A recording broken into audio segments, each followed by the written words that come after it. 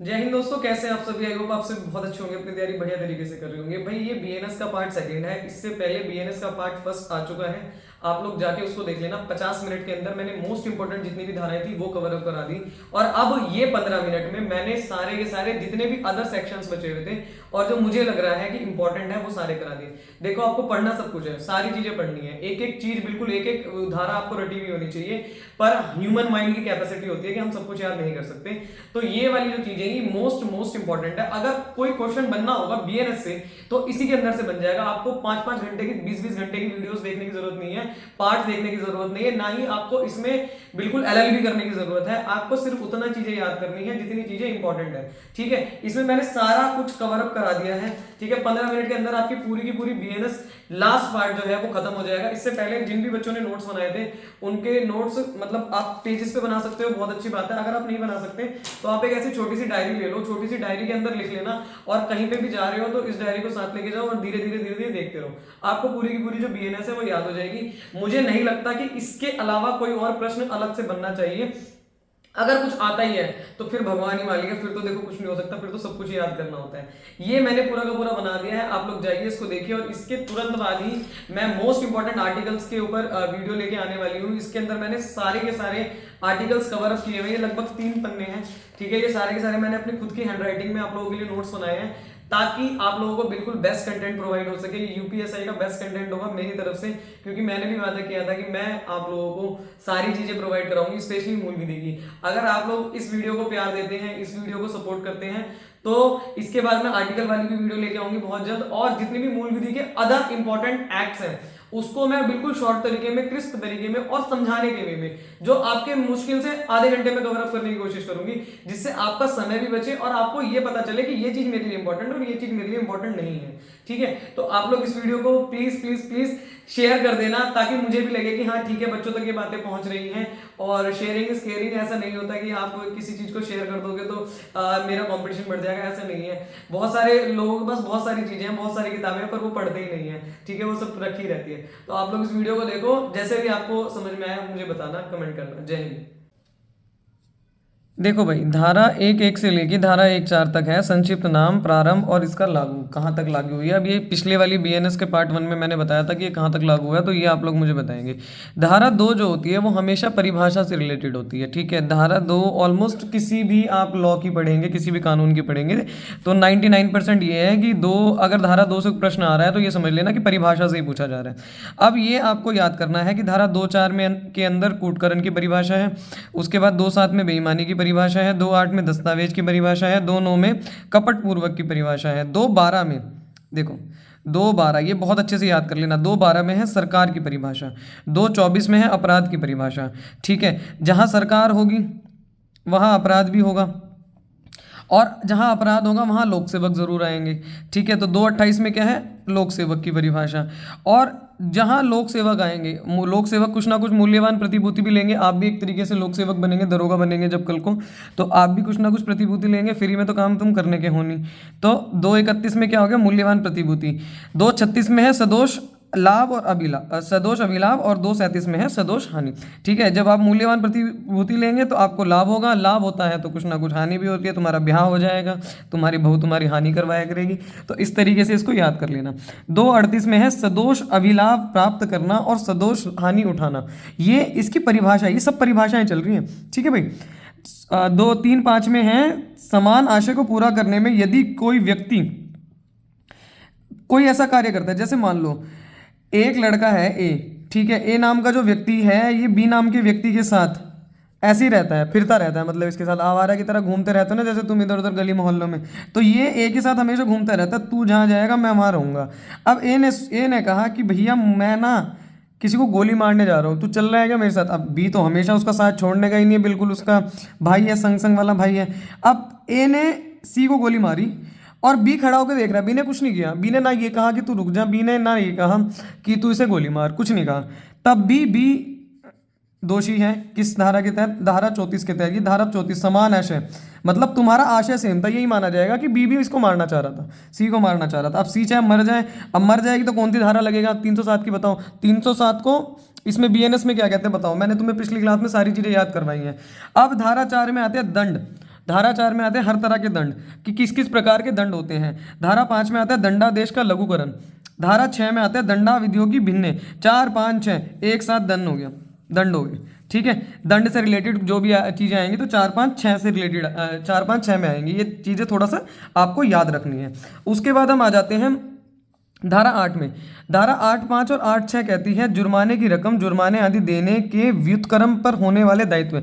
जुर्माने की रकम, तुम बस ये ध्यान रखो, 8, 5 और 8, 6 कहती है जुर्माने की रकम। धारा 11 कहती है एकांत परिरोध। एकांत परिरोध का मतलब है तुमने किसी को बिठा लिया अपने घर में, ठीक है, कि मेरे पैसे नहीं दे रहा।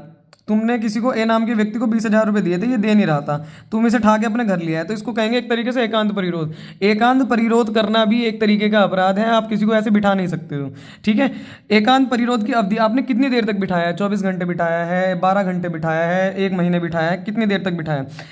धारा 18 कहते हैं विधिपूर्ण कार्य करने में दुर्घटना। जैसे मान लो तुम दरोगा जी बन गए, ठीक है, तुम दरोगा जी बन गए, तुम दरोगा जी बन के कहीं को जा रहे थे,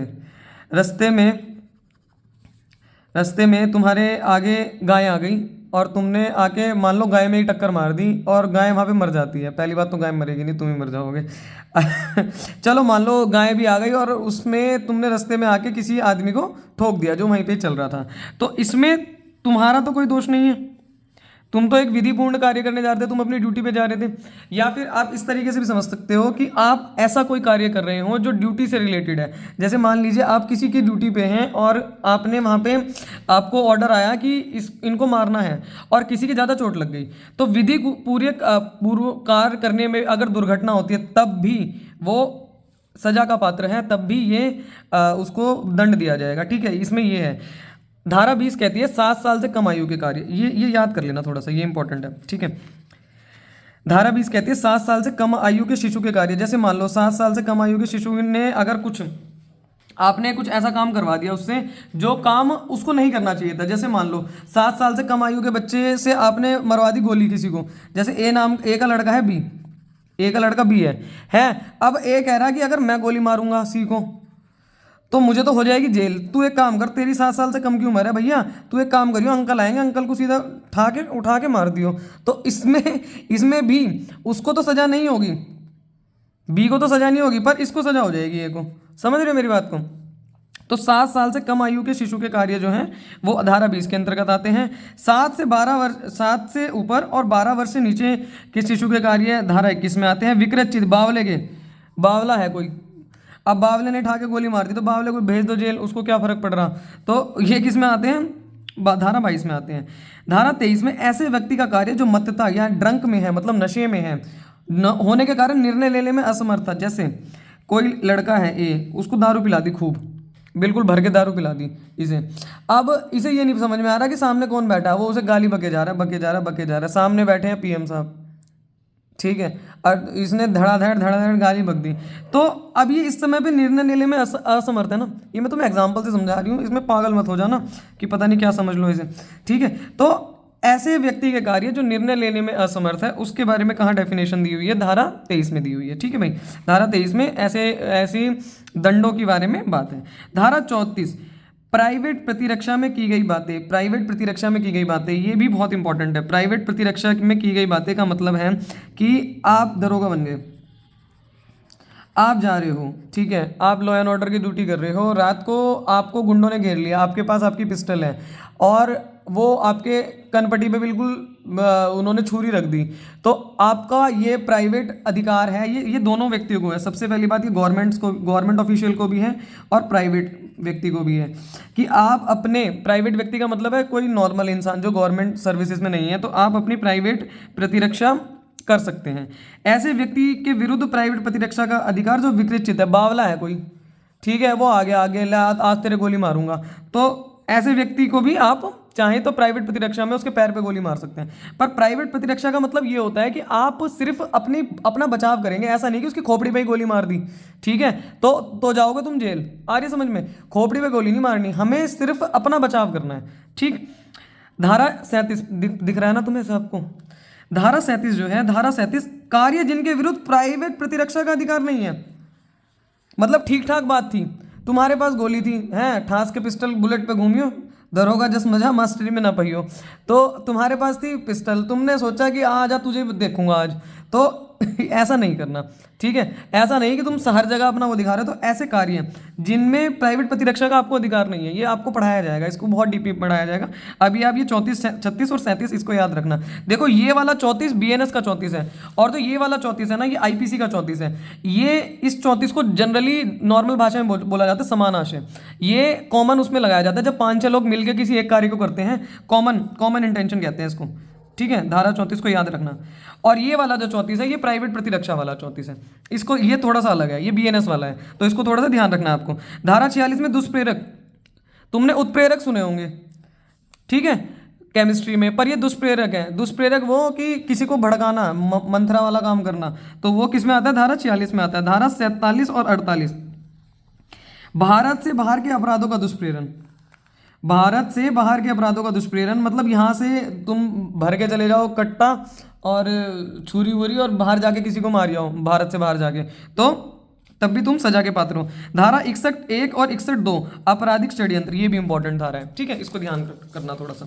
धारा 143 व्यक्ति का दुर्व्यापार, ठीक है। धारा 152 में है भारत की संप्रभुता, एकता, अखंडता को खतरे में डालने वाले कार्य, ठीक है। ऐसा कोई कार्य जो जिससे भारत की संप्रभुता, एकता, अखंडता खतरे में आती है। धारा 170 है रिश्वत, बेटे, इसलिए तो हम आ ही रहे हैं, नहीं गलत बात। धारा 170 है रिश्वत, ये याद कर लेना, ठीक है। धारा 173 है रिश्वत के लिए दंड, कितना दंड है आप लोग मुझे बताओगे एक बार, ठीक है। धारा 172 है, 172 और 174, देखो धारा 172 में है निर्वाचनों का प्रतिरूपण मतलब कि कुछ और किसी और तरीके से निर्वाचन करवा देना, और 174 में है इसका दंड। धारा 175 में है निर्वाचन के सिलसिले में मिथ्या कथन, कि मतलब इलेक्शन चल रहे हैं और इलेक्शन के चक्कर में ही कुछ भी बोल के चले गए, कुछ भी उल्टा सीधा बोल दिया और जिससे किसी की भावनाओं को ठेस पहुंची, या फिर कोई गलत बात बोल दी कि अरे आग लग गई, तो इस तरीके से मिथ्या कथन देना भी जुर्म, वो है दंड, वो क्या कहते हैं, क्राइम है एक तरीके से, ठीक है भाई। धारा 186 मोस्ट इंपॉर्टेंट, बनावटी स्टैंपों का बनावटी स्टैंपों का प्रतिषेध, की मतलब कोई भी स्टैंप आपने ऐसी बना ली, जब भारत सरकार की स्टैंप बना ली मान लो, या किसी के नाम की स्टैंप बना ली और आप उसको चला रहे हैं बिल्कुल अंधाधुंध, तो इसका प्रतिषेध। धारा 179 1, 2, 3, देखो 179 ये तो मतलब तुम बिल्कुल रट लेना, ये दिख जाएगी तुम्हें 100% दिख जाएगी, ये वाली जो वो है। इसमें है विधि विरुद्ध जमाव, ठीक है, विधि विरुद्ध जमाव। 179(2) में है इसका सदस्य होना, विधि विरुद्ध जमाव का सदस्य होना, और 179(3) में है इसका दंड, ठीक है। तीनों चीजें मैंने साथ साथ लिख दी, इसको याद कर लेना, इसको तो तुम्हें बिल्कुल ही अच्छे से याद करना पड़ेगा। 191 1, 2, 3 इसमें है बलवा करना, ये भी बहुत इंपॉर्टेंट है, बहुत इंपॉर्टेंट धारा है ये वाली भी। बलवा का तो तुम्हें नॉर्मली भी तुम सुनते रहोगे, बलवा फलवा की यहाँ पे इकट्ठे हो गए, इन पे बलवा लगा दो सारों पे। जैसे 146 लगा देते हैं, जब 323 लगते हैं ना, 323, 504, 506, मैंने बताया था पिछली वाली उसमें तुम्हें कि मारपीट वाली जो धारा लगती है, अगर ज़्यादा लोग मिलकर मारपीट करते हैं, मतलब 5 से ज़्यादा लोग मिलकर मारपीट करते हैं, 5 से कम लोग मिलकर मारपीट करते हैं तो बलवा, और 5 से ज़्यादा लोग करते हैं तो दंगा, ठीक है। 194 1, 194 2 दंगा। 196 में क्या आता है भाई, धर्म, जाति, मूलवश, निवास स्थान आदि के बेसिस पे शत्रुता कराने का दंड, ठीक है। धारा 200 में है पीड़ित का उपचार ना करने के लिए दंड, मतलब कोई पीड़ित आपके पास पहुंच चुका है, ये स्पेशली डॉक्टर्स के लिए, कोई पीड़ित आपके पास पहुंच चुका है तब भी आप उसका इलाज नहीं कर रहे कि मुझे चाहिए रोकड़ा, आई वांट मनी, तो वो किस में आएगा, धारा 200 में आएगा। 204 में है लोक सेवक का प्रतिरूपण, मतलब लोक सेवक ना होके किसी और कोई और प्रतिरूप बन के आ गया।